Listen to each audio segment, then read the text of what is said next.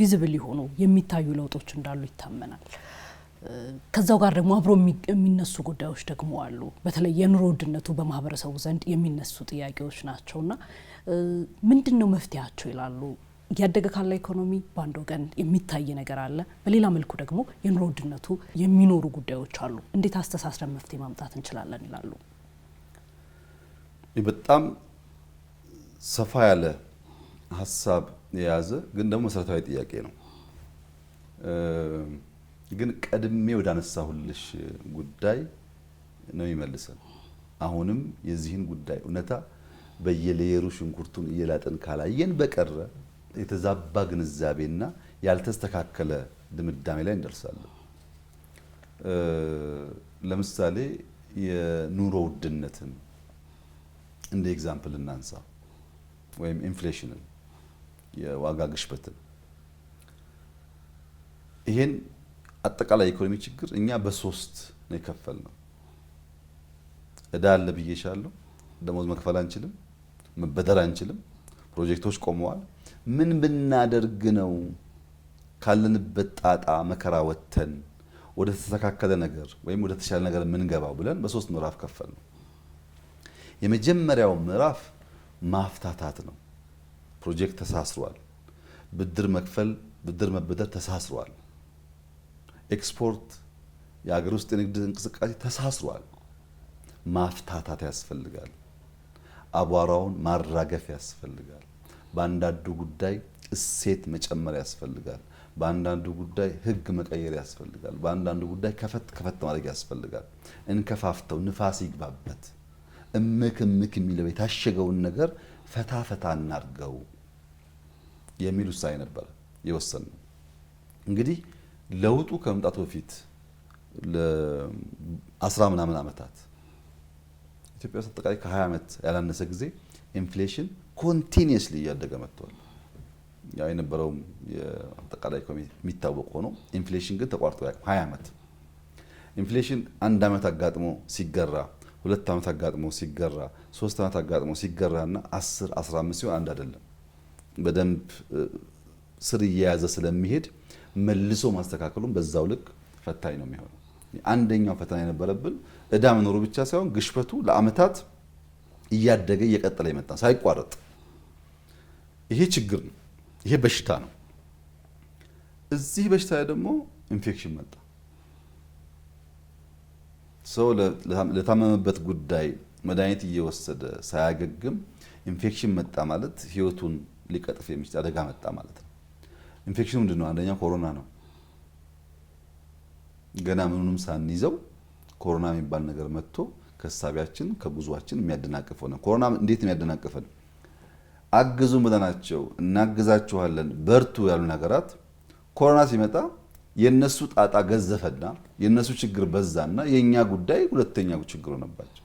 እኛን ለማየት ጊዜ የላቸውም። በጣም ተወጥረዋል እነሱ። ኮሮና ሲባል በሽታው ብቻ አይደለም፣ ብዙ የተሳሰረ ጉዳይ በውስጡ ስላለበት። የዩክሬን ጦርነት መጣ። የዩክሬን ጦርነት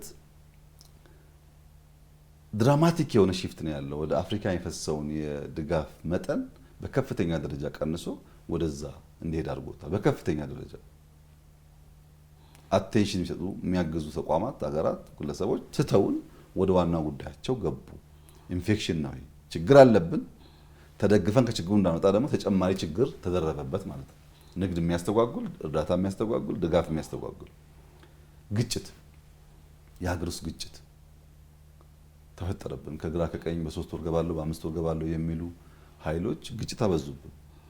እነዚህ ግጭቶች ሙሉ አቅማችንን ማዋል በሚገባን ነገር እንዳናውል በገንዘብም በጊዜም በጉልበትም ወሰዱብን። ኢንፌክሽኖች ናቸው። በነበረው መከራ በነበረው ችግር ላይ ተጨማሪ ችግር ነው። ሶስተኛው ባለፉት 20 ዓመታት ከኮሮና በፊት በነበረው ጊዜ የኢትዮጵያ ኢንፍሌሽን በየአመቱ እያደገ ሲመጣ የዓለም ኢንፍሌሽንን በዛ ልክ ተናጋ ሊባል አይችልም። የጨመሩባቸው ሀገራት ይኖራሉ፣ ግን አሁን ባለው ደረጃ ዓለምን የሚያናጋ ጉዳይ አልነበረም። ኢንፍሌሽን ከኮሮና በኋላስ የዓለም ሁሉ መከራ ሆነ። እንደ IMF ሪፖርት የ2024 ሪፖርት የአምናው ሪፖርት የሚያሳየው ቱርክ 58% ነበር ኢንፍሌሽኑ። ከፍተኛ እድገት ባለፉት 20 ዓመታት ካመጡ ሀገራት አንዷ ቱርክ ናት። ትራንስፎርም ያደረገች ሀገር ናት።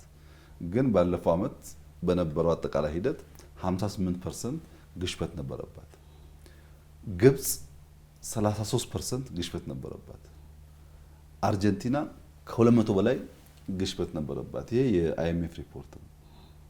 አሜሪካ እዛ የሚኖሩ ዜጎቻችን እንደሚነግሩን ድሮ እንቁላል የሚገዛበትን ዋጋ ድሮ ስቶር ሄደው ሱፐርማርኬት ሄደው የሚያገኟቸውን እቃዎች በቁጥርም አያገኙም፣ በዋጋም ጨምረዋል። ብዛም አሜሪካ ነዳጅ ወጣ ወረደ ይባላል እንጂ ብዙ ዋጋ የተረጋጋ የነበረው። አሁን እንደዛ አይደለም። ከፍተኛ የዋጋ ግሽበት አለ። ዓለምን የናጠው ማለት ነው። ዓለምን ሲጠሙ ኢምፖርት የሚደረጉ ኢንፍሌሽኖች አሉ። እዛ ሲረበሽ እንደኛ በኢምፖርት ላይ ቤዝ ያደረገ ኢኮኖሚ ያለው ሀገር ደግሞ ኢንፍሌሽን ኢምፖርት ያደርጋል።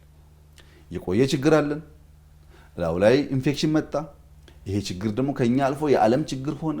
ይሄ ሲደማመር ችግሩን ለመፍታት የምንወስድበት መንገድ በምዕራፍ ካልተከፈለ በቀር በቀላሉ የሚፈታ ሆኖ አናገኘውም። እና በመጀመሪያው ምዕራፍ ፈታታ ነው። አቧራውን ለማራገፍ ሞከረ፣ ቫልዩ ለመጨመር ሞከረ፣ እሴት ለማከል ሞከረ። በሁለተኛው ምዕራፍ ማንሰራራት ነው ያለብን። ሊፕ ፍሮግ ነው ማድረግ ያለብን።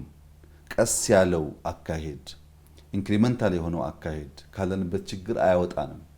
ያን ለማድረግ ደግሞ 3 ነገር ላይ እናተኩር። አንደኛ ተቋም እንገንባ፣ በፍጥነት እንፍጠን። በእያንዳንዱ ስራዎቻችን እንፍጠር። ፈጠራ ይታከልበት።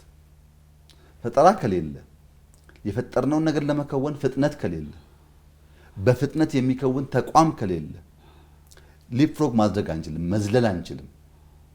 ኢንክሪመንታል ነው የሚሆነው እድገቱ። ያ ደግሞ ከሆነ የምናስበው ውጤት አናመጣም ብለው ወሰንን። ልክ እንደ ቅድሙ በሌየር ማየት እንዲያስችልሽ ነው ማነሳው። ይሄ ተቋም መገንባት አለብን ሲባል የነበረው የሰው ኃይል ኢትዮጵያ ውስጥ የነበረው የመንግስት ሰራተኛ ቁጥር አንዳንዱን ጉዳይ ለመከወን በቂ አይደለም። በነገራችን ላይ ባለፉት 6-7 ዓመታት በአቨሬጅ የኢትዮጵያ መንግስት ለደሞዝ የሚያወጣው ገንዘብ በየአመቱ በአቨሬጅ 21% ይጨምራል። በየአመቱ 21% ይጨምራል ወጪው። ያ የወጣው ወጪ እያንዳንዱ ሰራተኛ ጋር ይደርሳል ወይ የተባለ እንደሆነ አይደርስም። ለምንድን ነው የማይደርሰው? የመንግስት ሰራተኛ ከለውጡ በፊት 7 አካባቢ ነበር። አሁን ከ2.5 ሚሊዮን በልጧል። በዚህ 6-7 ዓመታት ውስጥ የመንግስት ሰራተኛ 44% ጨምሯል። 44%። ለምንድን ነው በዚህ ልክ የጨመረው ያለ እንደሆነ አንዳንድ ሴክተር ብቻ እናንሳ። መምህራን ከለውጡ በፊት ከነበረው 1/3 ቁጥር ጨምረናል። 36% የመምህራን ቁጥር ኢትዮጵያ ውስጥ አድጓል ባለፉት 6 ዓመታት 36%። ድሮ ለመምህር ለምናወጣው ደሞዝ 36% ጨምሯል ማለት ነው። ባለው መጠን በጭማሪው አይደለም፣ ባለው መጠን። ለምን ቁጥር ሰፋ? የትምህርት ስርዓቱ ስብራት አለበት፣ ውድቀት አለበት። ከስብራቱ ደግሞ አንዱ ኤርሊ ቻይልድሁድ ላይ አይሰራም። አንድ ልጅ በገጠር እስከ 7 ዓመት በሰፈር ሲያውደለድል ሲላላክ እረኛ ሲሆን ቆይቶ 7 ዓመት ሲሞላው አንደኛ ክፍል ይላካል። አንደኛ ክፍል ሲላክ የሚጠብቀው ደግሞ ኤክስ እና ራይት ነው፣ ጀጅመንት ነው። ከትምህርት ጋር ልምምድ ያልነበረው ልጅ፣ ከአስተማሪ ጋር ተገናኝቶ ማያቅ ህፃን፣ ትምህርት ሲሰጥ እንዴት መከታተል እንዳለበት ማያቅ፣ አብዛኛው ደግሞ ወላጁ ማገዝ የማይችል አብዛኛው ወላጅ ያልተማረ ስለሆነ ገና ትምህርት ቤት በገባ በጥቂት ወራት ውስጥ ኤክስ ነህ ራይት ነህ ኤክስ ነህ ራይት ነህ የሚባል ጀጅመንት፣ ሳይኮሎጂካል ሃራስመንት የሚገጥመው። ይህንን ለማስተካከል ለልጆች መዋያ ያስፈልጋቸዋል፣ ኪንደርጋርተን ያስፈልጋቸዋል በሚል ከ35,000 በላይ መዋለ ህጻናት ኢትዮጵያ ውስጥ ተገንብተዋል። ከ35,000 በላይ ህዝቡ እንደሚያውቀው ከዚህ ቀደም በ7 ዓመት ልጆቹን የሚልክ ሰው አሁን በ2 ዓመት ተኩል በ3 ዓመት እንደሚልካቸው ያውቃል። ሁሉም ሰው የሚያውቀው ጉዳይ ነው። በ3 ዓመት ልጅን መዋለ ሕፃናት መላክ ምንድነው ፋይዳው ያለ እንደሆነ መልከ ብዙ ነው። ለምሳሌ አንድ መምህር እሱና ሚስቱ መምህር ቢሆኑ ወይም እሱም መምህር ሆነው እሷ ደግሞ ሌላ ስራ ቢኖራት ልጅ ስትወልድ ልጇን የሚይዝላት ሰው ከሌለ እናት ቤት መቆየቷ ግዴታ ነው። እናት ልጅ ታሳድጋለች፣ አባት ደግሞ ሰርቶ ያመጣል። በዚያ ደሞዝ ነው በጋራ የሚኖሩት። እንደ ሌላው እንደሰለጠነው ዓለም ሕፃናት ማቆያ የሚባል ቦታ እኛ ጋር እምብዛም የለም። ገና ነው አዲስ አበባ የጀመርን ያለው እንደምታውቁት። እና አንድ ሰው ወልዶ በ3 ዓመቱ ልጁን ሳይከፍል የሚያውልበት ሴፍ የሆነ ቦታ አለ ማለት ለዚያ መምህር በተዘዋዋሪ ደሞዝ ማለት ነው። በቀጥታ ካሹን ስለማይቀበል ላይገባው ይችላል፣ ግን ደሞዝ ማለት ነው። ብሔራዊ ጥቅም ማለት በግለሰብ የሚመነዘር ጥቅም ብቻ ሳይሆን ኮሌክቲቭ ጥቅም ስለሆነ ያ ልጅሳ የሚማረው እየተጫወተ ነው። ፈተና የለበትም፣ ኤክስና ራይት የለበትም። ኤቢሲዲ የሚያጠናው እየዘለለ ነው፣ እየዘፈነ ነው። ከልጆች ጋር እንዴት እንደሚውል ያውቃል። መደማመጥን ይማራል፣ ኤቢሲዲ ይማራል። በጣም በርካታ ነገሮች በዚያ ሂደት ውስጥ 2 ዓመት 3 ዓመት ተምሮ አንደኛ ክፍል ሲገባ ኤቢሲዲ እንግዳው አይደለም፣ አስተማሪ እንግዳው አይደለም፣ ከሌሎች ሰፈር ልጆች ጋር መዋል እንግዳው አይደለም። ባለፈው የነበረበት አይነት ሳይኮሎጂካል ሃራስመንት ዜሮ ባይሆንም በከፍተኛ ደረጃ ይቀንስለታል። እዛም ኤሌመንታሪ መስራት የሚገባው ስራ አለ። ያ ብቻውን በቂ አይደለም ዜሮ ለማድረግ፣ ግን ቢያንስ ከሰው ጋር የተለማመደ ልጅ ይፈጠራል። አሁን አዲስ አበባ ላይ አንዳንድ ጥናቶች እንደሚያሳዩት በአንድ ግቢ ውስጥ የሚያድጉ ብዙ ከጎረቤት ጋር የማይጫወቱ በእኛ በተለምዶ አባባል የተሻለ ቤተሰብ የተሻለ ኢንካም ያለው ቤተሰብ ልጆች የሚባሉት ከፍተኛ የሆነ የኮሚኒኬሽን ችግር አለባቸው። ከፍተኛ የሆነ የኢሞሽናል ኢንተለጀንስ ችግር አለባቸው። ሰው ጋር ረጅም ጊዜ ተቀምጠው ሊያወሩ አይችሉም።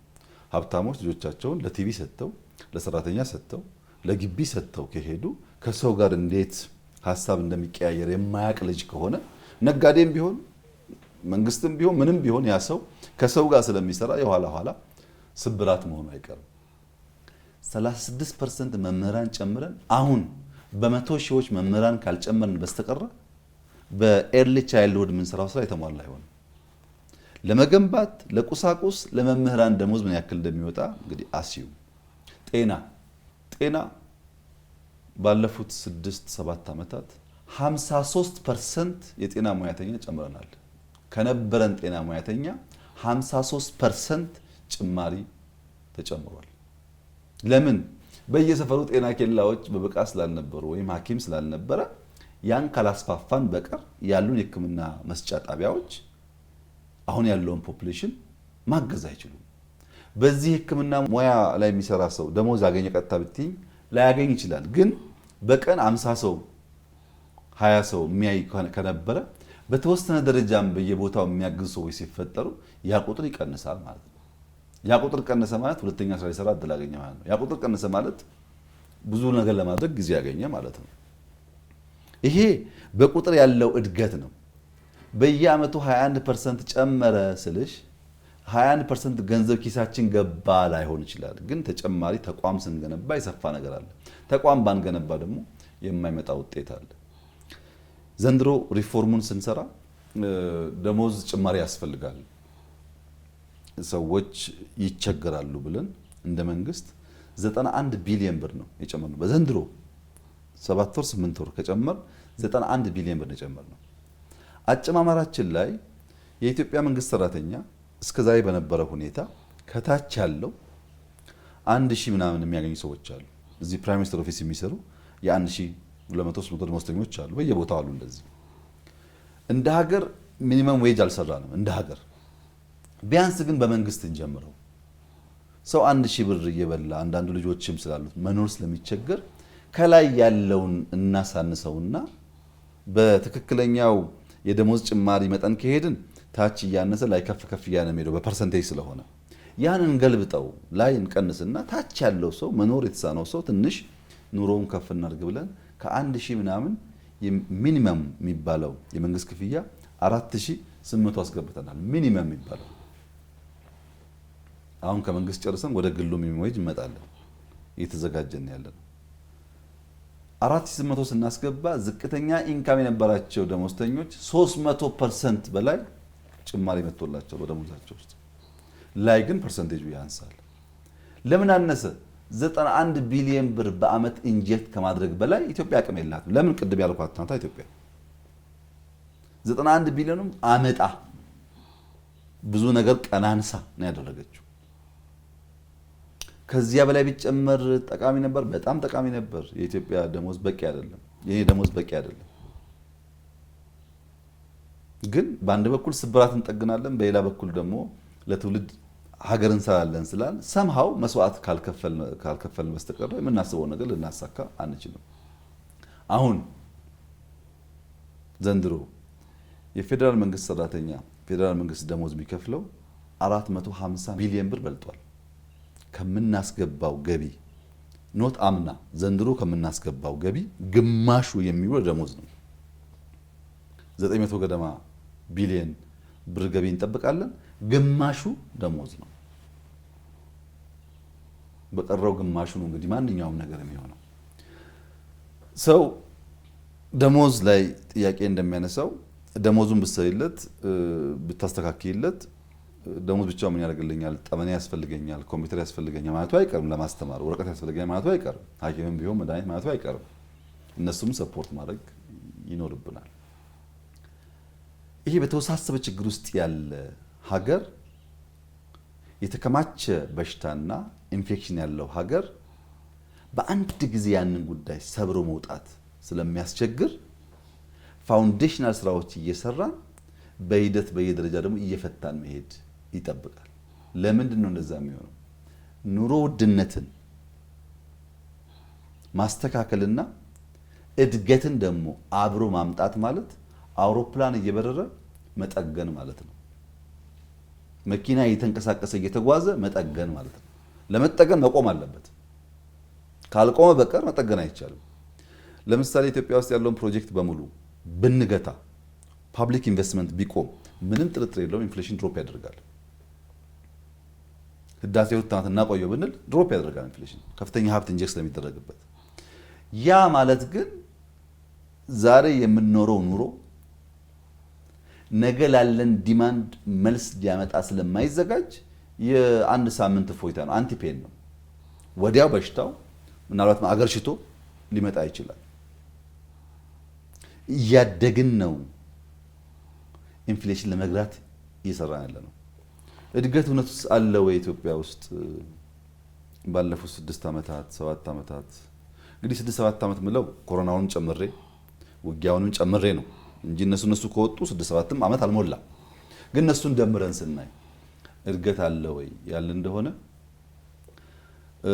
እውነቱን ለመናገር የኢትዮጵያ ሕዝብ አይኑ እንዲገለጥ ልቦናው እንዲከፈት ያገኘውን መልካም እድል ያገኘውን የተከፈተ ብርሃን በማስተዋል እንዲጠቀምበት ከከፍተኛ ማሳሰቢያም ጭምር ነው። አሁን ማነሳውን ሐሳብ ማነሳው ኢትዮጵያ ውስጥ እድገት ሳይሆን ሚራክል ነው ያለው። ኢትዮጵያ ውስጥ ለውጥ ሳይሆን እኛ ለውጥ ልናመጣ ያሰብን ሰዎች ካሰብነው ፍጥነትና ጥራት በላይ ነው ለውጥ እየመጣ ያለው። ይሄን እድገት በተገለጠ አይን ማየት ካልቻል፣ መጠበቅ ካልቻል፣ መደገፍ ካልቻል አደገኛ ጣጣና መከራ ሊያመጣብን ይችላል። ጥቂት ኢንዲኬተርስ ብቻ ላንሳ፣ ብዙ ሰው የማያስተውለው ግን ሚራክል ተብሎ የሚወሰደው አንዳንድ ኢንዲኬተር ላንሳ። በነገራችን ላይ በዚህ አመቱን ስንጀምር የኢትዮጵያ የማንሰራራት አመት ነው ብዬ ነበር። ዘንድሮ እኮ ከፍተኛ የማንሰራራት አመት ነው። ዘንድሮን 4፣ 5፣ 10 ዓመት ከደገመች ኢትዮጵያ አበቃ፣ መከራው አበቃ። ዘንድሮ መደጋገም ግን የጋራ ራዕይ፣ የጋራ ጥረት፣ የጋራ ስራ መሆን አለበት። ዘንድሮ ምንድነው የተለየው ነገር? እንዲህ በኩራት በእምነት የምትናገርለት እንጠብቀው እናስፋው የምትለው የሚል ጥያቄ ማንኛውም ጤነኛ ሰው ያነሳ ይችላል። ዘንድሮን ለመረዳት ኤክስፖርትን ብቻ እንመልከት። ኤክስፖርት ማለት ኢትዮጵያ አምርታ ለውጭ ገበያ አውላ ከውጭ ዶላር የምታገኝበት መስክ ማለት ነው። ከ1984 83 አይደለም 84 እስከ 98 ያለው 15 ዓመት 84 85 እያልሽ ቆጥረሽ 98 ስትጨምሪ 15 ዓመት ነው። ከ84 እስከ 98 ባለው 15 ዓመት ውስጥ ኢትዮጵያ ለውጭ ገበያ ኤክስፖርት አድርጋ ያገኘችው ሀብት 7.5 ቢሊዮን ዶላር ነው። የአንድ ዓመት አይደለም፣ የ15 ዓመት 7.5 ቢሊዮን ዶላር በ15 ዓመት ነው ያወጣችው። መቼ? ከ84 98። ይሄ ዘመን ብዙ ጉዳይ ያየንበት ዘመን ነው። የኢትዮ ኤርትራ ጦርነት 90 የነበረበት፣ የ97 ምርጫ የነበረበት፣ ብዙ ሰው የሚያወራለት ኢንሲደንት የነበረበት ዘመን ነው። እሱን ጨምሮ ነው የማወራው። ከ84 እስከ 98 ባለው ጊዜ ውስጥ ኢትዮጵያ ለውጭ ገበያ አቅርባ ያገኘችው የዶላር መጠን 7.5 ቢሊዮን ዶላር ነው። ዘንድሮ በአንድ ዓመት 8 ቢሊዮን በላይ ዶላር ገደማ ከኤክስፖርት ታገኛለች። በአንድ ዓመት 8 ቢሊዮን በላይ ዶላር የምታገኝ ሀገር 15 ዓመት ሙሉ ምን ትሰራ ነበር ብሎ መጠየቅ ያስፈልጋል። አእምሮ ያስፈልጋል። ለዚህ ማስተዋል ያስፈልጋል። በተገለጠ ልቦና ማየት ያስፈልጋል። ያ 15 ዓመት እንደዚህ አይነት ተአምር ሰርተንበት ቢሆን ኖሮ ዛሬ የት እንሆን ነበር ብሎ በቁጭት መንፈስ ተምሮ መለወጥን ይጠይቃል። 15 ዓመት 7.5 ቢሊዮን ዶላር ኤክስፖርት ያደረገች ሀገር በአንድ ዓመት 8 ቢሊዮን በላይ ዶላር ገደማ ኤክስፖርት አድርጋለች። ከምንድን ነው ያገኘችው? ይሄንን መስክ ሚለውን ደግሞ እንመልከት። የሚተሳሰር ጉዳይ ስላለ ለምሳሌ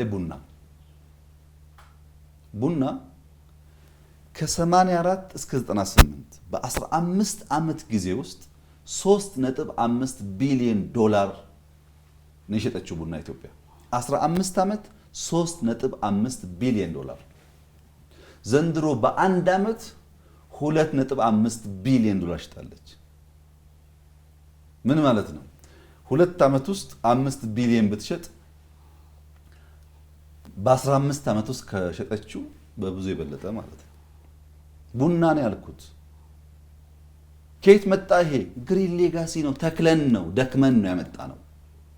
በዋዛ የመጣ ጉዳይ አለን። በቢሊየን ሲድሊንግስ ተክለን ተንከባክበን ቡናው ሪስፖንድ አድርጎ ነው ዛሬ ለዓለም ገበያ የምናቀርበው ቡና በመጠንም በሚያስገባው ገቢ ያደገው። ኢማጂን በአንድ ዓመት 2.5 ቢሊዮን እና በ15 ዓመት 3.5 ቢሊዮን ዶላር ዲፈረንስ አለው። ከዚህ ወዲያ ማንሰራራት ከየት ይመጣል?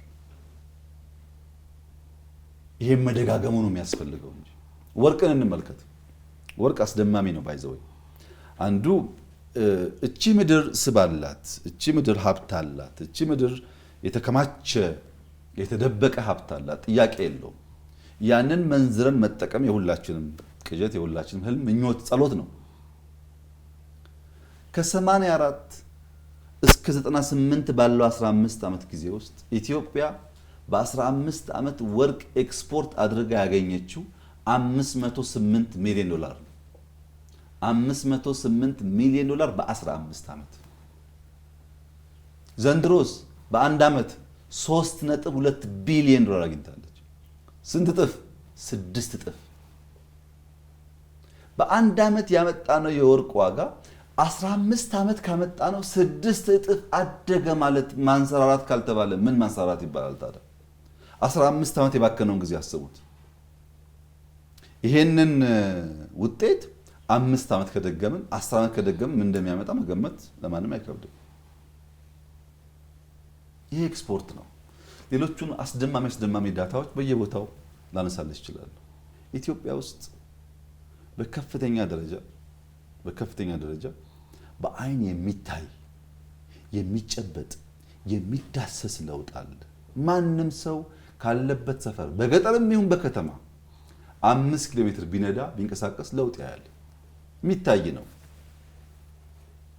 ይሄ ለውጥ ግን የጎደለውን እየሞላን ሰስቴይን አድርገን ለልጆቻችን አስተማማኝ ፋውንዴሽን መጣል የኔም ያንቺም የሷም የጋራ እዳ ነው።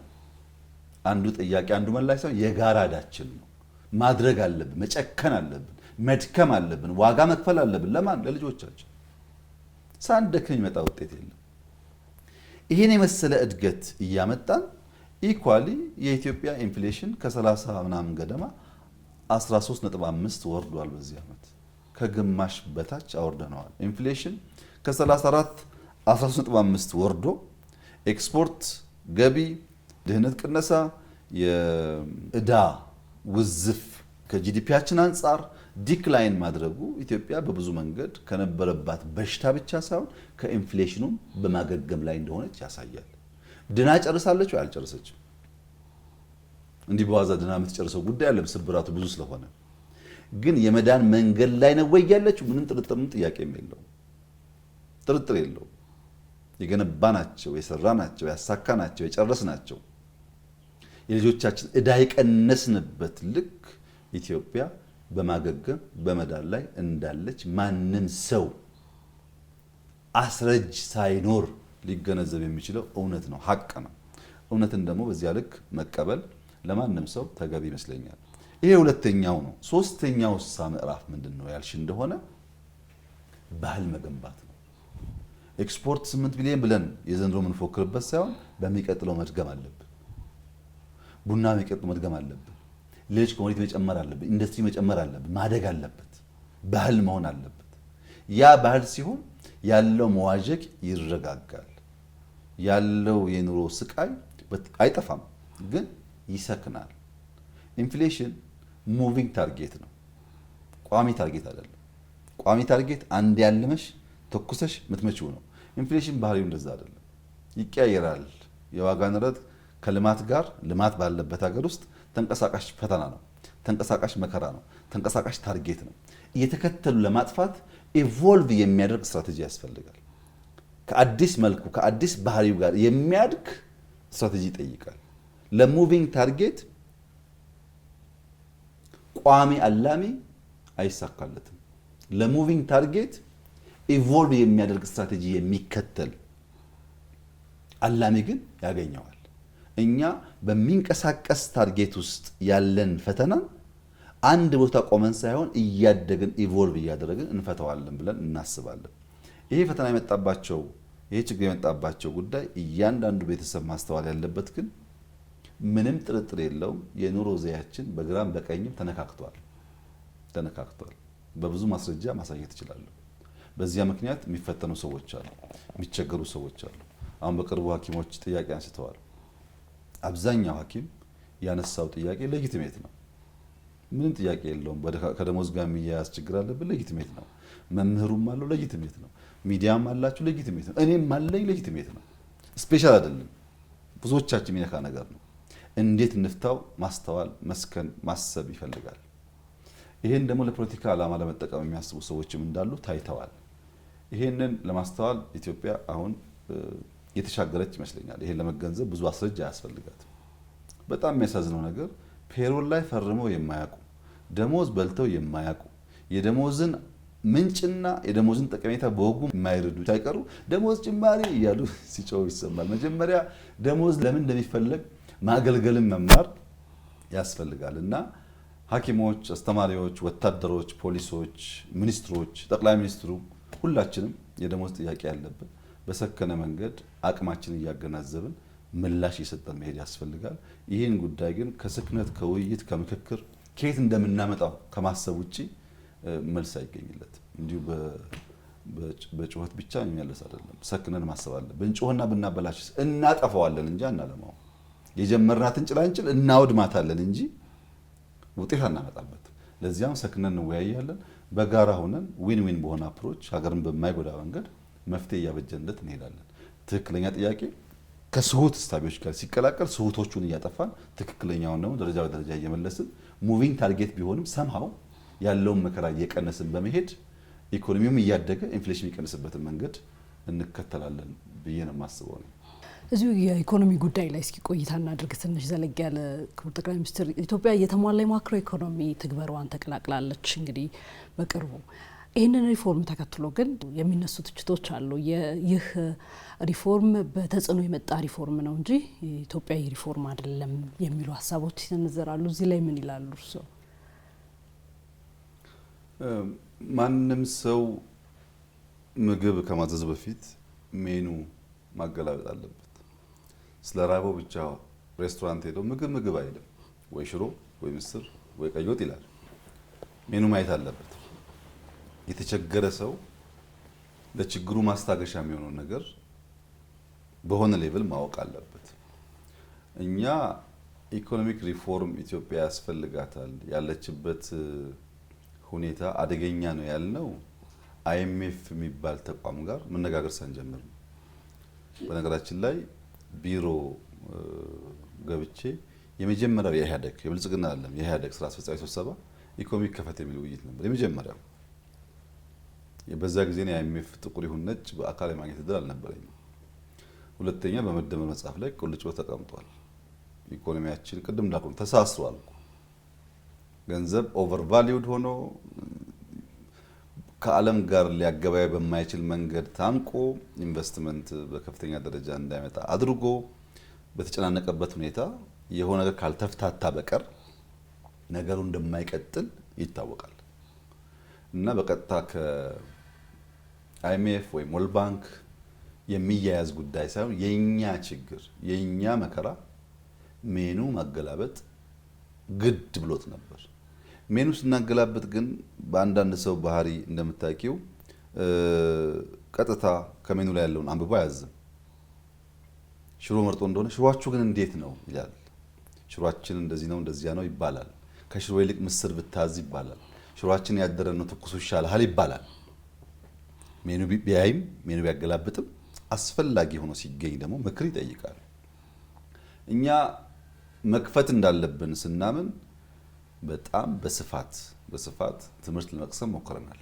ለምሳሌ በአፍሪካ ውስጥ ሪፎርም ከሰሩ ሀገራት መካከል ናይጄሪያ አንዷ ናት፣ ግብጽ ሁለተኛዋ ናት፣ ደቡብ ሱዳን ሶስተኛዋ ናት።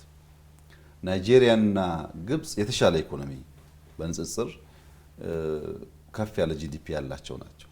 ሳውት ሱዳን ደግሞ ዝቅ ያለ ኢኮኖሚ ያላት ናት። እኛ ግን ከፍ ካሉት ተምረን ዝቅ ያለችው አታስፈልገንም አላልንም። ሶስቱም ጋር ዴሌጌሽን ልከን እንዴት ጀመራችሁ፣ እንዴት ሰራችሁ፣ ምን ገጠማችሁ ብለን ከደቡብ ሱዳንም ከግብጽም ከናይጄሪያም ትምህርት ቀስመናል። ከነሱ ብቻ አይደለም ከአርጀንቲናም ተምረናል። በርካታ በእኛ መሰል ችግር ውስጥ ኖረው ወደ ሪፎርም የገቡ ሀገራት ትምህርት ለመቅሰም ሙከራ አድርገናል። ከአይኤምኤፍ ጋር ተወያይተናል፣ ከወርልድ ባንክ ጋር ተወያይተናል፣ ከኢኮኖሚክ ማህበራት ጋር ተወያይተናል፣ በኢኮኖሚ ዙሪያ ትንታኔ ከሚሰጡ ተቋማትና ግለሰቦች ጋር ተወያይተናል፣ ከብዙ ሀገር መሪዎች ጋር ተወያይተናል። ኤክስቴንሲቭ የሆነ ውይይት ተደርጎበታል። ከዚያ ሰብስበን ትምህርት ወስደን የእኛን ችግር አገናዝበን ሆም ግሮን ሪፎርም 1 ሆም ግሮን ሪፎርም 2 ብለን በሰራ ነው ላይ ነው የከፈት ነው። እንግዲህ ኮሮና ባይመጣ ይቀርብ ነበር ይሄ ጉዳይ ባይዘው። ሆም ግሮን ሪፎርም አጀንዳ 1 እንደሚታወቀው ደሞዝ መክፈል አልቻልንም፣ ችግር አለብን፣ $10 ቢሊዮን ከዛም ከዚህ ማመተን ኢኮኖሚውን ትንሽ ማስተንፈስ አለብን ነው። አሳክተነዋል እኮ። ያን ባናደርግ ኖሮማ ዛሬ መነጋገርም አንችልም። ሆም ግሮን ሪፎርም 2 ላይ ስንደርስ ግን በዛ ልክ ሪሶርስ ልናገኝ ደግሞ አልቻልንም። ሌላ መንገድ ይፈልጋል። ለኢኮኖሚክ ኦፕን አፕ የተገባበት ዋናው ምክንያት የታጨቀውን የተሳሰረውን የተቆላለፈውን ኢኮኖሚ ከፈትፈት አድርጎ በር ከፍቶ ነገሩን ለማየት ነው። እኛ አንድም ቀን ሆም ግሮን ሪፎርም አጀንዳ ስንል የማክሮ ኢኮኖሚ ሪፎርም ስንል የኛ ሪፎርም ኤንደሚክ ነው ብለን አናውቅም። የሰው ትልቁ ችግር ይሄ ነው። ኤንደሚክ የሚባለው ልክ እንደ ጭላዳ ዝንጀሮ እንደ ዋሊያ አይቤክስ በኢትዮጵያ ብቻ የሚገኝ ነገር ማለት ነው። የኛ ሪፎርም ተጀምሮ እስኪያልቅ የኛ ነው፣ ማንም ሰው አልገባበትም፣ ከማንም አልተማርንም፣ ኤንደሚክ ነው አላልንም። ኢንዲጂነስ የሚባለው ግን ጥቁር አንበሳ ኢትዮጵያም አለ፣ ጥቁር አንበሳ ሱዳንም አለ፣ ጥቁር አንበሳ ኬንያም አለ። የአፍሪካ ዝሆን የሚባል ኢትዮጵያም አለ፣ ሌሎች ሀገሮችም አለ። እነዚህ የአፍሪካ ዝሆኖች በሆነ ነገር መልካቸው ምናምናቸው ዲፍረንስ ያለው ሊሆን ይችላል፣ የተቀራረበ ግን የአፍሪካ ዞኖች ናቸው። ኤንደሚክ አይደሉም፣ ኢንዲጂኒየስ ናቸው። እኛም ጋር አሉ፣ ኬንያም አሉ፣ ሰምዌር ዩጋንዳም አሉ። በየሀገሩ ከመልክዓ ምድሩ ጋር የተዛመደ ለውጦች ይኖራቸዋል። ግን የአፍሪካ ዝሆኖች አንድ ፋሚሊ ናቸው። እነዚህ ኢንዲጂነስ የሚባሉት የእንስሳት አይነቶች እኛ ጋም ያሉ ሌላም ጋር ያሉ ሲሆኑ ማለት ነው። ለምሳሌ ደግሞ ኤክሶቲክ የሚባል አለ። ከውጭ እንዳለ አምጥተን እኛ ጋር የምናደርገው ባህር ዛፍ ለምሳሌ ኤክሶቲክ ነው ይባላል። እኛ ጋር አገር በቀል አይደለም፣ ከሌላ ቦታ መጥቶ የተተከለ ነው። የኛ ለውጥ ኤክሶቲክ አይደለም፣ ከሌላ ቦታ እንዳለ መጥቶ የተተከለ አይደለም። ኤክሶቲክ ቢሆን ይሄ ለውጥ አያመጣውም። እንዳለ ከአይኤምኤፍ ቀርተን ከከበደ ቀርተን ብናመጣው አያመጣውም። ቢኮዝ አይኤምኤፍ ለኢትዮጵያ ያለው እውቀት ሊሚትድ ነው። የሚያውቀውን ያውቃል፣ በርካታ ጉዳዮች ግን አያውቅም። ከነሱ ብንቀዳው ባዕድ ዛፍ ነው የሚሆነው እንጂ ሀገር በቀል ዛፍ አይሆንም። የለም አይኤምኤፍ ቢባል ድርሻ አይልም፣ ይሄማ ኤንደሚክ ነው ጭላዳ ዝንጀሮ ነው ደግሞ ካልንም የምንጠብቀው ሪሶርስ ስላለ እኛ ጀምረን የምንጨርሰው ሪፎርም የለም። እሱም ስተት ነው። ግን ኢንዲጂኒየስ ነው። መሰረቱ የኛ ነው፣ ፍላጎቱ የኛ ነው። ያቃሉ በዚያ መንገድ አልፈዋል ካልናቸው ሰዎች ደግሞ ትምህርት ተቀስሟል። ከራሳችን ፍላጎት እና አቅም ተነስተን ከሌሎች ተምረን የሰራነው ስራ ነው። ለምሳሌ አይኤምኤፍን ብቻ ላንሳ። አይኤምኤፍ የኢትዮጵያን ሪፎርም የኛን ሀሳብ ከተቀበለ በኋላ አንዱ ያመጣው መከራከሪያ የኢትዮጵያ ሪፎርም 7.5 ቢሊዮን ዶላር ካገኘ ሊሰራ ይችላል፣ ሊከወን ይችላል፣ ሳትቸገሩ ማለፍ ትችላላችሁ ብሎ ነበር። የኛ አቋም ግልጽ ነበር፣ አይሆንም። 7.5 ቢሊዮን ዶላር የኛ ሪፎርም አይሰራው። ለምን? በርካታ ሰራተኞቻችን ዝቅተኛ ደሞዝ ተከፋይ ናቸው። ደሞዝ ካልጨመርን በቀር ሪፎርሙ አደጋ ይገጥመዋል። ባንካችን በተለይ ኮመርሻል ባንክ የሚባለው መንግስት በገፍ ሲበደር ቆይቶ መክፈል የማይችልበት ደረጃ ስለደረሰ በባንክና በመንግስት መካከል ያለውን ግንኙነት በህግ መምራት ስንጀምር ይህንን ባንክ ካልታደግን በቀር ባንካችን ይወድቅብናል። ንግድ ባንክ ደግሞ የባንኮች ሁሉ አውራ ነው፣ በኢትዮጵያ ውስጥ መታደግ አለብን። እንደዚህ እያልን በጣም በርካታ ኢሹ አንስተን በእኛ ጥያቄና በእኛ ፑሽ መሰረት 10.5 ቢሊዮን ተስማምተን ነው የገባ ነው። በእነሱ ቢሆን 7.5 ነው። 10.5 ውስጥ በቂ ነው? በቂ አይደለም። ገና ተጨማሪ ሀብት ይፈልጋል። ለምን? ቅድም እንዳነሳ ነው በጣም በርካታ ጉዳዮች መደጎም ይፈልጋሉ። በባለፈው ዓመት 350 ቢሊዮን ብር ገደማ የኢትዮጵያ መንግስት ድጎማ አድርጓል። ነዳጅ እንደጉማለን፣ መድኃኒት እንደጉማለን፣ ሴፍቲኔት እንደጉማለን፣ ማዳበሪያ እንደጉማለን።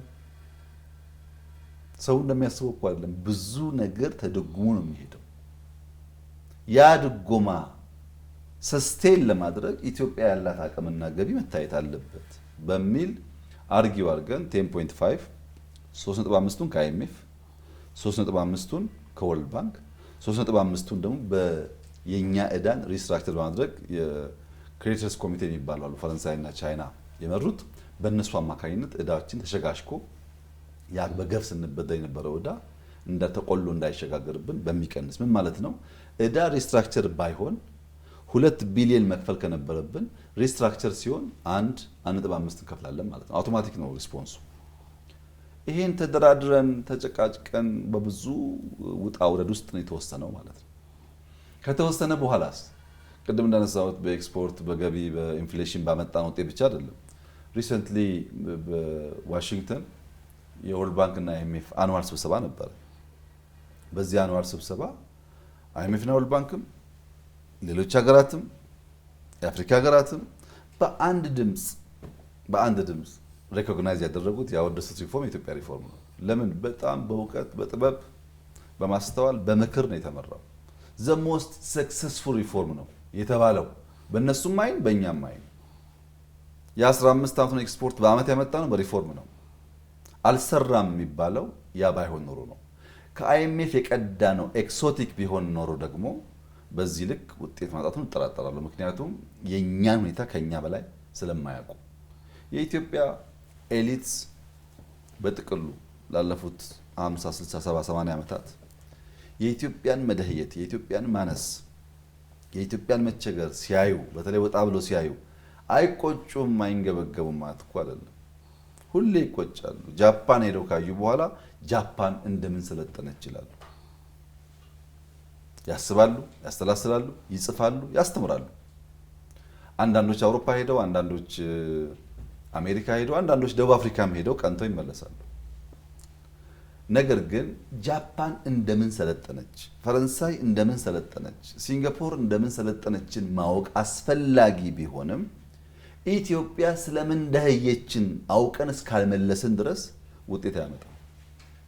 ኢትዮጵያ ስለምን ደህየች፣ ምንድነው ባህሏ፣ ምንድነው እምነቷ፣ ሶሻል ፋብሪኳ ምን ይመስላል፣ ሶሻል ካፒታሏ ምን ይመስላል፣ ማህበራዊ መስተጋብሮቿ ለልማት አስቻይ ናቸው ወይስ ጎጂ ናቸው የሚለውን በጥልቀት ማወቅ መመርመር ይፈልጋል። የኛ ባህል ከጃፓን ባህል፣ የኛ እምነት ከጃፓን እምነት፣ የኛ ሳይኮሎጂካል ስሪት ከነሱ ስሪት ስለሚለያይ ለአንድ ቪዥን ለአንድ ሀሳብ የምንሰጠው ሪስፖንስ አንድ አይደለም። ሪስፖንሳችን አንድ ከሆነ ደግሞ ውጤቱ አንድ ሊሆን አይችልም። ጃፓንም ትሁን እንግሊዝ እንደምን ሰለጠነችን የኢትዮጵያ ምሁራን ሳይጠይቁ ቀርተው አያውቁም። ክፍተት የነበረው እና እኛ ልንሞላ የሞከርነው ኢትዮጵያ ስለምን ደህየች። ለምሳሌ እንዴት መሬት እያላት በአመት አንዴ ብቻ ታርሳለች? ሁለቴ ለምን አይሆንም? እንዴት ኢትዮጵያ ትለምናለች የሚለውን ጥያቄ አንስተን ከውጭ የተማርነውን የኛን አዋህደን መስራት በመጀመራችን በጣም የሚታይ ውጤት ማየት ጀምረናል። ይሄ መርህ ተኮር ፕራግማቲስት ስለሆነ የኛ አሰራር በፕራግማቲዝም የተሞላ ስለሆነ ከኛ ሁኔታ ስንነሳ፣ ከኛ ሁኔታ ስንማር፣ ከኛ ችግር ስንነሳ ከሌሎች አንማርም ብለን አንዘጋም። ከሌሎች ጠቃሚ ነገር ካለ ለኛ ጉዞ የሚያግዝ ካለ ትምህርት እንወስዳለን። ነገር ግን የምንማረው ጉዳይ በእኛ ልክ የተሰፋ ነው። በምንማራቸው ተቋማት እና ግለሰቦች ልክ የተሰፋ አይደለም። ለምሳሌ አይኤምኤፍ ይሄ ሪፎርም የኔ ነው ብሎ ክሌም አያደርግም። በእርግጠኝነት ያውቃል እንዴት እንደጀመር ነው፣ እንዴት እንደሰራ ነው፣ እንዴት አፕሮች እንዳደረግን፣ ቴክኒካል ሌቭል እንዴት መግባባት አቅቶን በመሪ ደረጃ እንዴት ኢንጌጅ እንዳደረግን ያውቃል። አይኤምኤፍ ክሌም አያደርግም። ባለቤቱ እኛ ሆነን ስናበቃ ከውጭ መማራችን እኛ እየተናገርን ማን ነው ከኛ ጋር ሳይሰራ ይሄ ሪፎርም የእናንተ አይደለም ይላል?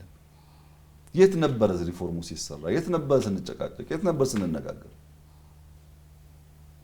ዝም ብለን የማናውቀውን ነገር አንስተን እፍታ መልቀቅ ይቻላል፣ እውነት ግን አይደለም። እና ይህ ሪፎርም ከኢትዮጵያ ሁኔታ የተነሳ ከሌሎች የተማረ በእኛ ልክ የተሰፋ ሪፎርም ነው። ውጤት ያመጣውም ለዚሁ ነው። በዚሁ አግባብ ማየት ያስፈልጋል። ከማንም አልተማርንም ብለን አንመጻደቅም። በርካታ ትምህርቶች፣ ድጋፎች አግኝተናል። በእነዚያ ትምህርቶችና ድጋፎች ደግሞ ተውጠን የእኛን አቋሞች ትተናል አንልም። አቋሞቻችን ጠብቀን ነው ውጤት ያመጣ ነውና በዚያ ሚዛን ቢታይ ጠቃሚ ይመስለኛል። በተለይ በኢኮኖሚ ውስጥ የመንግስት የትኩረት አቅጣጫ ወደ ሰርቪሱ ወደ አገልግሎቱ ያደላ ነው። ለማኑፋክቸሪንግ እምብዛም ትኩረት የሰጠ አይደለም የሚሉ ሀሳቦች ይነሳሉ። እውነትነት አላቸው? አጭሩ መልስ የላቸውም። ግን የላቸውም በቂ መልስ አይደለም። እንዴት እንደሌላቸው ማስረዳት ያስፈልጋል። ፕራዮሪቲ ስንለይ የኢትዮጵያን ችግር አገላብጠን ለመፈተሽ ከሞከርን በኋላ ፕራዮሪቲ ስንለይ በየትኛው መስክ ብንሰራ ይሳካልናል፣ በየትኛው መስክ ባጠረ ጊዜ ውጤት ይመጣል፣ በየትኛው መስክ በመካከለኛ ጊዜ ውጤት ይመጣል ብለን በክፍል በምዕራፍ ከፍለን ያየ ነው። ጄኔሪክ እውቀቶች አሉ። ኢትዮጵያም የምትመካበት አፍሪካም የምትመካበት ወይም ሁሉም ሰው በእኩል የሚናገራቸው አድቫንቴጅ ተብሎ የሚወሰዱ ጉዳዮች ነበሩ። መረመር ናቸው። እኛ እነዛ አድቫንቴጆች ናቸው ወይ ብለን መረመር ናቸው። ለምሳሌ በየትኛውም ዓለም ብንሄድ፣ በየትኛውም ሳሚት ብንሄድ፣ ትልቁም ትንሹም የሚያውቀውም የማያውቀውም አፍሪካ ርካሽ ጉልበት አላት። አፍሪካ አብዛኛው ሰው ወጣት ነው። ይሄ ወጣት ይሄ ጉልበት አንድ ለልማት አስቻይ አቅም ሆኖ ይሰራል፣ እንደ አድቫንቴጅ ይወሰዳል የሚል የጋራ እውቀት አለ። ሁሉም ሰው የሚናገረው እውቀት አለ። እኛ ጠየቅን፣ ይሄን እውነት ነው ወይ ብለን። አንደኛ ርካሽ ጉልበት አለ ወይ? ሁለተኛ ይሄ ርካሽ ጉልበት የተባለው አፍላ ጉልበት የተባለው ጉዳይ ምን ያክል ይዘልቃል? ኤአይ እየመጣ ነው። ሮቦቲክስ አለ። አንድ ሰው የሚሰራውን ሮቦት እየሰራ ነው። በዚህ ጉልበት ተመጻድቀን ስንት ዓመት ልንቆይ እንችላለን? ይሄንን ጉዳይ እንደ አቅም እንደ አድቫንቴጅ ማየት ኢትዮጵያ ያዋጣታል ወይ ብለን አየን። አያዋጣትም። የምንመካበት የጉልበት ጉዳይ በሮቦት ከተተካ ሊያወዳደረን አይችልም። እሱ ብቻ ደግሞ አይደለም። ይሄ ጉልበት የተባለውስ መያዝ እንችላለን ወይ? እኛ አቅም አለን ለመያዝ? እናስተምራለን በነፃ ትምህርት ነፃ ነው ኢትዮጵያ ውስጥ። አንድ ሰው ዶክተር እስከሚሆን ሐኪም በነፃ ይማራል ኢትዮጵያ ውስጥ። ዶክተሩን ከተመረቀ ማግስት በኋላ ግን የኢትዮጵያ መንግስት የኢትዮጵያ ሕዝብ በነፃ አስተምሬሃለሁና ከፈለኝ ሊያዝ የሚልበት መንገድ የለውም። ወደ ፈለገበት ገበያ ወደ አዋጣው እግሩ ወደ መራው ሄዶ ይሰራል። የተሻለ የሚከፍሉ ሰዎች ይሄ ረከሰ የሚባለውን ጉልበት በቀላሉ ያውም አንፈልግህም፣ አትምጣብን፣ ቪዛ አንሰጥህም እያሉ እየተለመኑ ባህር እያቋረጥን እናገለግላቸዋለን። እና ይሄ ጉዳይ አስተማማኝ አድቫንቴጅ መወዳደሪያ አቅም አለ፣ እንፈትሸዋል። የተለመደው እውነት ግን እሱ አልነበረም። ለአይኤምኤፍ ሄጄ ርካሽ ጉልበት ያልኩት ትክክል አይደለም ኤአይ እየመጣ ነው ብለው ላይቀበለኝ ይችላል። እኔን ከራሴ ጥቅም አንጻር ፈትሸዋለሁ። ይሄ ሁለተኛው ጥሬ ዕቃ ነው። አፍሪካ በገፍ ጥሬ ዕቃ አላት፣ ተዝቆ የማያልቅ ሀብት አላት የሚባል ንግግር ያ ሁሉም ሰው ይናገራል። ይህ ጥሬ ዕቃስ ልንወዳደርበት ያስችለናል ወይ? እውነት ነው ወይ ብለን ጠይቀናል፣ መርምረናል። ምክንያቱም ለምሳሌ አይረን ኦር አፍሪካ ውስጥ በስፋት አለ፣ እውነት ነው። ይሄ ግን ዓለም ላይ ያለው የብረት ክምችት ስክራብ የሚባለው ከዚህ ቀደም ጥቅም ላይ የዋለው መልሶ ቀልጦ ተጨፍልቆ ሪዩዝ የሚደረገው ብረት በጣም ብዙ ነው። ስክራብ ገዝተው እሱን ጨፍልቀው በሚፈለግ ሞዳሊቲ ሰርተው ኤክስፖርት የሚያደርጉ አካላት አሉ። አይረን ኦር የሚባል የሌላቸው ብረት የሚባል የማያመርቱ ስክራቡን ብቻ ሰብስበው ኤክስፖርት የሚያደርጉ አሉ። ሪዩዝ ማለት ተጀምሯል። ላስቲኩ፣ ወረቀቱ፣ ብዙ ነገር መልሶ ፋብሪካ ገብቶ ጥቅም ላይ ይውላል። እኛ የምንመካበት የጥሬ ዕቃ ጉዳይ አሁን ሪዩዝ ማድረግ ከተጀመረበት ስርዓት አንጻር ምን ያክል ሊያወዳድረን ይችላል? እኖ ከሱ አለፍ ብለን እስቲ ለመሆኑ ወርቅ አፍሪካ ነው ያለው ወይስ ከአፍሪካ ውጭ ነው ያለው? አንዱ የምንመካበት ሀብታችን እሱ። የት ነው ያለው ወርቅ? እነዚህን ጥሬ ዕቃዎች ለመስታወትም ይሁን ለብረት፣ ለላስቲክም ይሁን ለወረቀት ግብአት የሚውል አቅም አፍሪካ ውስጥ እንዳለ ቢታመንም ቀድሞ የወጣው ሀብት ግን በሪዩዝ ለበርካታ ዓመታት ሊያስኬድ እንደሚችል እያየን በዚህ መስክ እንወዳደራለን ብንል ያዛልቀናል ወይ? ያዋጣናል ወይ? ጠየቅን። ይሄን ሶስተኛ የሚነሳው ገበያ ነው። ገበያ እያደገ ነው፣ እየተሳሰረ ነው፣ ኢኮሜርስ እየሰፋ ነው የሚባል ነገር በአፍሪካም የነፃ ንግድ ቀጠና የሚባል ነገር አለ። ዓለም ላይ እውነት ነው ገበያ እየተስፋፋ ነው ያለው። ግን እዛ ገበያ ውስጥ ለመወዳደር የሚያስችል ምርት አለን ወይ? እዛ ገበያ ውስጥ ለማድረስ ሎጂስቲክስ አለን ወይ? ቡናው አለ ምናምኑ አለ፣ ግን ማድረስ እንችላለን ወይ? በማድረስ ምክንያት ዋጋችን ውድ አይሆንም ወይ? ጂኦግራፊካሊ እስረኛ የሆነች አገር አንድ ምርቷን ወስዳ በአንድ መስመር ብቻ ዓለም እያዳረሰች በዚያ ምክንያት ዋጋ እየተወደደባት ልትወዳደር ትችላለች ወይ? ይህም ጥያቄ ነው። በኖርማሉ የተለመደ የጋራ እውቀት ነው። ምሁሩም ትንሹም ትልቁ የሚናገረው ነው። በለሆሳስ ሲታይ መጠየቅ ግን አለበት፣ አዛላቂ ስላልሆነ። ሌላው የሚነሳው ታዳሽ ኃይል የአፍሪካ ያልተነካ አንታፕድ ሪኖብል ኢነርጂ ሪሶርስ አላት ይባላል። ያልተነካ ታዳሽ ኃይል አላት ይባላል። እውነት ነው። ታዳሽ ኃይል አለ። በጂኦተርማል፣ በዊንድ፣ በሶላር፣ በሃይድሮ በጣም ትላልቅ አቅሞች አሉ። እነዚህ አቅሞች ግን በጣም በጣም ትልቅ ኢንቨስትመንት ይፈልጋሉ። ትልቅ ኢንቨስትመንት ይፈልጋሉ። ኢትዮጵያ ደግሞ አፍሪካ ደግሞ ካፒታል የላትም። ኢንቨስት አድርጋ እነዛ ለማምረት በቂ ካፒታል የላትም። ኢትዮጵያ ለህዳሴ 1 ብር ብድር አላገኘችም። እሺ ህዳሴ እንኳን ችግር የለውም ጭቅጭቅ አለ ብለን እናስብ። ለኮይሻ ለኤሌክትሮሜካኒካል ስንት ቦታ ለምነን ብድር አላገኘንም። አባባል ነው። አቅም አለ ብሎ ለዚያ አቅም ማውጫ የሚያበቃ ካፒታል ኢንጀክት ማድረግ ካልተቻለ ሊወጣ አይችልም ያ አቅም። ሁለተኛው ራሱ ታዳሽ ኃይል ቢመረት ራሱ ህዳሴ ቢመረት ራሱ ኮይሻ ቢመረት ራሱ ጂኦተርማል ቢስፋፋ ራሱ አሁን ያለው የ3D ኢንቬንሽን የ3D ቴክኖሎጂ ያመጣው ችግር የለም ወይ?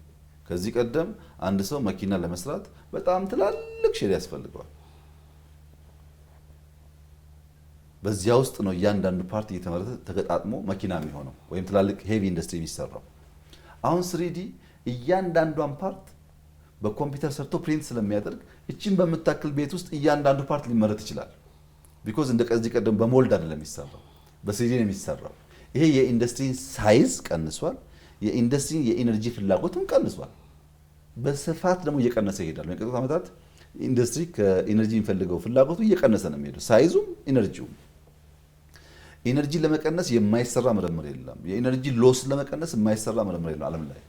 ቢኮዝ ትራንስሚሽን ከፍተኛ ሎስ አለው። ጄኔሬት ያደረገው ኢነርጂ እንዳለ አናገኘው እና 3Dም አፌክት እያደረገው ነው ይሄን ነገር። ከሁሉ በላይ ግን ሎጂስቲክስ የሚባል ችግር አለ። ሃይዌይ፣ ሬልዌይ፣ ፖርት የሌላቸው ሀገራት ለምሳሌ ጋምቤላ ላይ አምርቼ እኔ ከጋምቤላ አዲስ አበባ ለማምጣት የሚፈጅብኝን ቀን አስቡት። ከአዲስ አበባ ደግሞ እንደገና ፖርት ወስደዋል። ፖርቱ አንድ መስመር ስለሆነና አማራጭ ስለሌለ ለምሳሌ ማዳበሪያ በምናስገባበት ወራት ኢትዮጵያ ማዳበሪያ ስታስገባ የጅቡቲ ወደብ ጤም ስለሚል ምንም ነገር ማስገባት አንችልም። የሲዝናል ጉዳይ ስለሆነ ነዳጅ ስናስገባ ሌላ ሊኪድ ነገር ማምጣት እንቸገራለን። ይሄ በቃ ፋክት ነው። ኢኮኖሚያችን እያደገ ሲመጣ እያየን ያለነው መከራ ነው። አማውንቱ እያደገ ሲል በዛው ልክ ፈተናው እያደገ ይሄዳል። ሎጂስቲክስ ውስንነት ባለበት ሀገርስ እንዴት ይሆናል?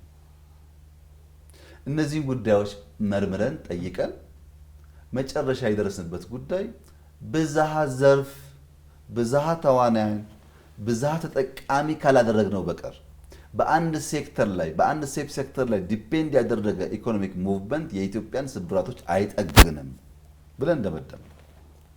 ብዝሃ ዘርፍ ያስፈልገናል። አንዱ ሲሰበር አንዱ ሲደክም አንዱ እያልን ነው የምናስበውን ብልጽግና የምናረጋግጠው። በአንዱ ጉዳይ ላይ ብቻ መለጠፍ አያዋጣንም። ለምን? የኛ አልቲሜት ፍላጎት ብልጽግና ነው። ድህነትን ድምጥማጡን ማጥፋት ነው፣ መበቀል ነው ምንፈልገው። ያን ብልጽግና ለማረጋገጥ የሚያስፈልጉ ዲቴልስ ኤሌመንቶቹን ካለየን በቀር በሆነ ጉዳይ ብቻ መዘን የምናሳካው አይደለም።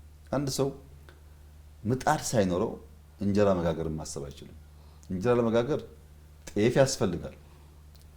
ያረሰ ሰው ስላለ ገዝተን ከሆነ ወፍጮ ያስፈልጋል፣ እርሾ ያስፈልጋል። እነሱ ሁሉ አሟልተን ግን አልቲሜት ምጣድ ያስፈልጋል። ምጣድ ሳይዝ እንጀራ ጋግራለሁ ቢባል ዋጋ የለውም። እነዚህን በሙላት ሳናይና ሳናስብ ብልጽግና ብንል ዋጋ የለውም። በዚያም ምክንያት ግብርና የግድ ነው። ከፍተኛ ሊመረት የሚችል ያልታረሰ መሬት አለን፣ ውሃ አለን፣ እንደተባለውም ሰው አለን። ያን ተጠቅመን በአመት 2-3 ብናርስ በምግብ ራሳችን መቻል ሁነኛ ነገር ነው። ልንተው አንችልም፣ ማረስ አለብን። ሁለተኛ ኢንዱስትሪ ነው። ኢንዱስትሪ ላይ በስፋት ካልሰራን በቀር በግብርና ብቻ የምናስበውን ኤምፕሎይመንት የምናስበውን ኤክስፖርት ልናሳካ አንችልም። ምርት ያስፈልጋል። እነዚህም በቂ አይደሉም። ቱሪዝም ያስፈልጋል። ታሪክ አለን፣ ባህል አለን፣ የሚገርሙ ሲነሪዎች አሉን። እነሱም ብንሰራቸው በጣም ብዙ ሀብት ያመጣል። ይሄም በቂ አይደለም። የዘነጋነው ሀብት አለ፣ ማይኒንግ እንጠቀምበት። 15 ዓመት 500 ሚሊዮን ያወጣንበትን በአንድ ዓመት 3 ቢሊዮን ያወጣነው በዚህ አቴንሽን ነው፣ በዚህ ስራ ነው።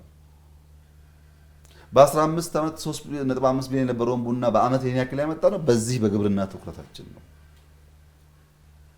በስራ ነው። ቱሪዝሙም ማይኒንጉም ኢንዱስትሪውም ግብርናውም ግን ቴክኖሎጂ ላይ ካልሰራን በቀር ደግሞ ውጤት አያመጣም። እሱን መጨመር አለብን። ቢኮዝ ሰርቪስ አት ዘ ኤንድ እያንዳንዱን ሰው የሚነካ ነገር ነው ብለን ቴክኖሎጂን አከልንበት ማለት ነው።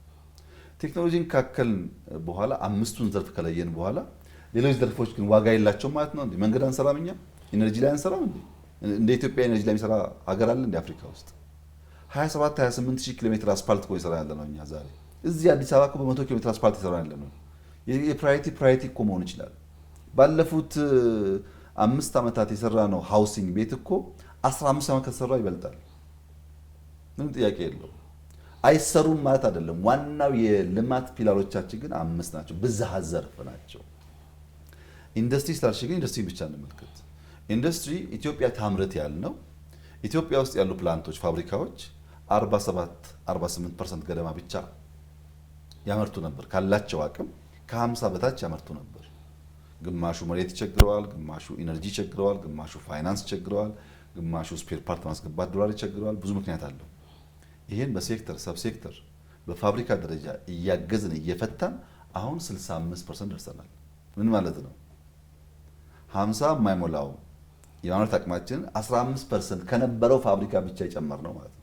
ሰው ቀጥሯል፣ ታክስ ጨምሯል፣ ምርት ጨምሯል። በዛው ልክ በዚያ በቃም እኛ ወደ ቢሮ ስንመጣ ኢትዮጵያ የገነባችው 3 ኢንዱስትሪያል ፓርክ ነው። ሐዋሳ፣ ኮምቦልቻ እና መቀሌ። ከዚያ በኋላ እኛ 10 ገንብተናል።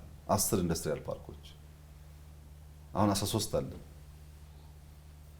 እነዚህ የገነባናቸው 13 ፓርኮች 20% 25% ብቻ የተያዙ ነበሩ። ምክንያቱም ሼዶቹ ጥቅም ላይ ነው፣ የኛም ቀድሞ የነበረው። አሁን በድምሩ ሲታይ ከ80% በላይ ሼዶች ተይዘዋል። ብዙ ቦታ 100 ነው፣ የጎደሉም አሉ።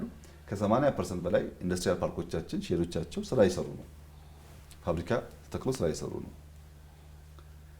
ከፓርኮች ውጪ ደግሞ ኢትዮጵያ ውስጥ ሰዎች የፋብሪካ ባለቤት እንጂ የፓርክ ባለቤት የመሆን ልምምድ አልነበረም። አሁን ማንም ሰው እዚህ አቃቂ ወጥቶ እዚህ ዱከም ወጥቶ ግለሰቦች ያላቸውን ፓርክ ማየት ይችላል። የግለሰቦች ፓርክ እየገነባን ነው። እሱም አይበቃም ብለን ነፃ የንግድ ቀጠና ድሬዳዋ ላይ እዚህ ቢሾፍቱ አካባቢ ይሰራል ኢንዱስትሪው ለማንቃት። ኢንዱስትሪው ግን በባህሪው አይታይም። ለምሳሌ ወንጪ ይታያል። ሰው ይሄዳል፣ ፎቶ ይነሳ፣ ይለጥፋል። ገንዘብ ያለው ይሄዳል፣ ይዝናናል፣ ይናገራል። ይሁነኝ ብሎ ሰው ግን ፋብሪካ ሄዶ አያይም። ልክ እንደ ጎርጎራ፣ ልክ እንደ ወንጪ ሰው እስቲ ፋብሪካ ላይ ምን እንዳለ ብሎ መኪና ነድቶ አንስቶ አይጎበኝም። በዚያ ምክንያት ምን እንዳለ አያውቅም። ግን አሜዚንግ ስራ ነው ያለው። ለምሳሌ በቅርቡ የገጠመኝን አንድ ነገር እላጫውትሽ። አንድ ከአሜሪካ የመጣ ወጣት ልጅ ኢትዮጵያን ይወዳል፣ ግን ኢትዮጵያ ምን እንዳለ አያውቅም። እና እዚሁ አቃቂ አካባቢ አንድ ኢንዱስትሪያል ፓርክ ነገር እየገነባ ያለ ባለሀብት አለ። የእሱን ኢንዱስትሪያል ፓርክ እንዲያይ ላክ ነው። እና ልጁ ማንም ሰው ቪዲዮ አንስቶ ማንም ሰው ፎቶ አንስቶ ይሄ ነገር ኢትዮጵያ ውስጥ ምን ላምን አልችልም። ግቢው መስኩ ግሪን የሆነ በጣም ትላልቅ ሼድ ኤንድ ቱ ኤንድ ስራ የሚሰራበት መኪና የሚመረትበት ብረት የሚጨፈለቅበት በስሪዲ ዲዛይን የሚደረግበት ኢንዱስትሪ በግለሰብ ደረጃ በዚህ ሳይዝ ኢትዮጵያ ውስጥ አለ መባል አላምንም ነው ያለው። እውነቱን ነው። ማየት ይፈልጋል። የሚያስደንቁ ስራዎች አሉ። ካላየናቸው ግን አይገባንም። ኢንዱስትሪ በባህሪው ግን እንደሌሎቹ አይደለም። ትንሽ ይዘገያል። ለምሳሌ አንድ ሰው ፋብሪካ ለመትከል መሬት ወሰደ እንበል፣ ዲዛይን ሰራ እንበል። ፋብሪካው እኮ እዚህ የለም፣ ያዘዋል። ፋብሪካው ይመረታል። ተጓጉዞ ቅድም ባለው ሎጂስቲክስ ችግር ይመጣል። ከዛ ደግሞ ይተከላል። የሙያተኛ ችግር አለ፣ ይበላሻል። ስፔር ፓርት የለም፣ ይጠገናል። እንደዚያ ሆኖ ሪስፖንድ ለማድረግ እንደ ቱሪዝሙ፣ እንደ ግብርናው፣ እንደ ቴክኖሎጂው ፈጣን አይደለም፣ ጊዜ ይፈልጋል። አሁን በዚህ ዓመት የኢትዮጵያ እድገት ከሚያመጣቸው ሴክተሮች ውስጥ አንዱ ኢንዱስትሪ 13% ያድጋል ያልነው እኮ ግብርናው 6% የሚያድገው ሪስፖንድ የሚያደርግበት ሲዝን ደርሷል ማለት ነው። እስካሁን ኢንቨስት እያደረግን ነበር። አሁን ደግሞ ሪስፖንድ ወደሚያደርግበት ደረጃ እየመጣ ነው ያለው። በሚቀጥሉት ዓመታት ይሄ እያደገ ይሄዳል። ኢንዱስትሪው በጣም ሪስፖንድ እያደረገ ይሄዳል። ብዙ ፋብሪካዎች ተክለናል። ባለፉት ሁለት ዓመት እኮ ከ385 በላይ ሄቪ ኢንዱስትሪስ ገንብተናል። በጣም ትላልቅ። ለምሳሌ ለሚ ሲሚንቶ ፋብሪካ ማለት እኮ በጣም ትልቅ ነው። ኢትዮጵያ ውስጥ ያለውን የሲሚንቶ ችግር ፈትቶ እኮ ኤክስፖርት እናድርግ እያለ ነው። ለሚ ሲሚንቶ ፋብሪካ ኢትዮጵያ እስካሁን ያላትን ፋብሪካ ተደምረው የሚያመርተው ግማሽ ያህሉን ያመርታል። የሁሉ ፋብሪካ ተደምሮ እንደዚህ በየሴክተሩ አሉ ማለት ነው። ግን ሰው አያቸውም። ለሚ ካልሄደ ፋብሪካዎችን ሄዶ ካላየ ስንት መኪና የሚጠገነው አሴምብል የሚደረገው ኢትዮጵያ ውስጥ እነሱም ካላየ በቀር የተሟላ ግንዛቤ አይይዝም። ሰርቪስን በሚመለከት ግን ትኩረት ተሰጠው ለማራከስ ትክክል አይደለም። ሰርቪስ የኢኮኖሚ እድገት መቋጫው ማሰሪያው እሱ ነው። ለምሳሌ የአሜሪካ ትልቁ ኢኮኖሚ የሚባለው እኮ ግብርናውና ኢንዱስትሪ ተደምሮ 30% ቢሆን ከ70% በላይ ሰርቪስ ነው። ማንም ያደገ ሀገር አልቲሜትሊ ቢገር ሼር ያለው በእድገት ውስጥ ሰርቪስ ነው። ለምን መሰለሽ? በቅርቡ ዘመን ገበያ የሚባል የኢኮሜርስ ኢትዮጵያ ጀምራለች። ዘመን ገበያ የጀመርንበት ዋናው ምክንያት ምርት እያለ ዲማንድ እያለ መሀል ላይ ባሉ ደላላዎች ምክንያት ምርትን ከፈላጊው ማገናኘት ችግር ሆኗል። በባለፈው ፋሲካ እንቁላል አዲስ አበባ 20 ብር ሲባል ወጣ ተብሎ 10-12 ብር ነበር። እነዛን እንቁላሎች ከፈላጊው ጋር ማገናኘት ግን ሲስተም አልነበረም። ሎጂስቲክሱም ሲስተሙም ችግርም ደላላውም ብዙ ስለሆነ አሁን ዘመን ገበያ ከተጀመረ 20 ቀን ቢሞላው ነው። ከ2000 በላይ አይተምስ አሉት። ሽንኩርት አለው፣ ቃሪያ አለው፣ በግ አለው፣ ሞተር ሳይክል አለው፣ ባጃጅ አለው። የሌለው ነገር የለም። ገና 20 ቀኑ ነው። 4 ሚሊዮን ገደማ ሽያጭ አከናውኗል በዚች ቀናት ውስጥ። ይሄ የኢትዮጵያ አሊባባ ማለት ነው። ጥቅሙ በጣም ብዙ ነው። አሁን በቅርቡ የአረፋ በዓል አለብን። ለአረፋ በዓል ሰው በግ በዘመን ገበያ ቨርቹዋሊ ያዛል፣ ዴሊቨሪ ይደረግለታል። መሀል ላይ ያለው ደላላ መሀል ላይ ያለው ሰው በከፍተኛ ደረጃ ይቀንሳል ወይም ወደ ትክክለኛ መስመር ይገባል። ሰርቪስ ማለት ይሄ ነው። በጉ አለ፣ ፈላጊው አለ። በጉና ፈላጊው እያለ ቴክኖሎጂ ባለመኖሩ፣ ሎጂስቲክስ ባለመኖሩ፣ የገበያ ስርዓት ያልተዘረጋ በመሆኑ ተጠቃሚ የሚጎዳበትን ስርዓት ይቀንሳል ማለት ነው። ሰርቪስ ከሌለማ ምርት ምን ዋጋ አለው? አይደርስም። አንድ ቀላል ኤግዛምፕል ላንሳልሽ። አንድ ጃኬት፣ ይሄ ጃኬት ዱባይ $150 ከሆነ ዱባይ ባልገዛው ጀርመን ሲሄድ 155 160 ሊሆን ይችላል። አሜሪካ ሲሄድ 145 ሊሆን ይችላል። ቻይና ሲሄድ 130 ሊሆን ይችላል። ኢትዮጵያ ይሄው ጃኬት ይሄው ሱፍ መርካቶ ላይ 500 ይሆናል። በብር አይደለም በዶላር። ዶላር ኢትዮጵያም ዶላር ዩኤም ዶላር ቻይናም እኩል ሆኖ ሲያበቃ ለሚሰጠው ግብር ለትራንስፖርቱ 15-20 ብር ይጨምር ችግር የለውም። 3-4 እጥፍ እንዴት ይሆናል? ዘሴም ኳሊቲ ያለው ምርት ዘሴም ቫልዩ ባለው ዶላር በዚህ ያክል ዲፈረንስ ለምን ይለያያል? ያን እንደሆነ የሰርቪስ ችግር ነው፣ የገበያ ትስስር ችግር ነው። ያን የገበያ ትስስር ችግር የምንቀርፈው ሲስተም በመዘርጋት ነው። ዘመን ገበያ የጀመርነው ያን ለመቅረፍ ነው። ለምሳሌ የፋይናንሻል ሴክተሩ ላለፉት 100 ዓመታት ኢትዮጵያ ውስጥ ካሽ ነው አጠቃላይ የምንገበያየው። ሞባይል መኒ ጀመርን ትናንትና 3 ዓመታችን ነው። በ3 ዓመት ውስጥ ሞባይል መኒ ሰርፓስ አደረገ የካሽን ትራንዛክሽን ትሪሊየንስ እንቅስቃሴ የሚያደርገው።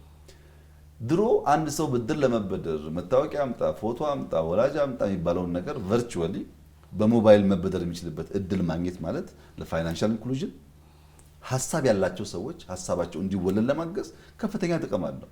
ቴክኖሎጂው ከሌለ ግን በአገር ጫፍ ብድር ማድረስ የምንችልበት ምንም እድል የለም ማለት ነው። ሰርቪስ ሲባል የተመረተውን የተፈጠረውን ነገር ተጠቃሚው ለማድረስ የሚያቀል መንገድ ማለት ነው። የተመረተውን ነገር ተጠቃሚው ጋር በትክክለኛ ዋጋ እንዲደርስ የሚያደርግ ማለት ነው። እሱ እያደገ መሄዱ ጥርጥር የለውም። የኢትዮጵያም ኢንዱስትሪ ይሰፋል፣ ግብርና ይሰፋል። እያደገና እየወረሰ የሚሄደው ግን ሰርቪስ ነውና ሰርቪስ ኢንዱስትሪው ላይ ትኩረት ሰጥቶ ሳይሆን የሚነካን እሱ ስለሆነ ነው። በቅርበት የምናየው ሲወደድም ሲከስርም የምናየው እሱ ስለሆነ ነው እንጂ እኛ 5 ዘርፍ እንደ ፒላር ለይተን ለነሱ ደግሞ ደጋፊ የሆኑ ዘርፎች ጨምረን ነው እየሰራ ያለ ነው። ብዝሃ ዘርፍ ነው፣ ብዝሃ ተዋናይ ነው፣ ብዝሃ ተጠቃሚነትን የሚያረጋግጥ ነው። ለዛም ነው ሙላአት ባለው መንገድ ሲግኒፊካንት የሆነ የእድገት እንትን ውስጥ መንገድ ውስጥ የገባ ነው ማለት ነው። በዛ መንገድ ቢታይ መልካም ይመስለኛል።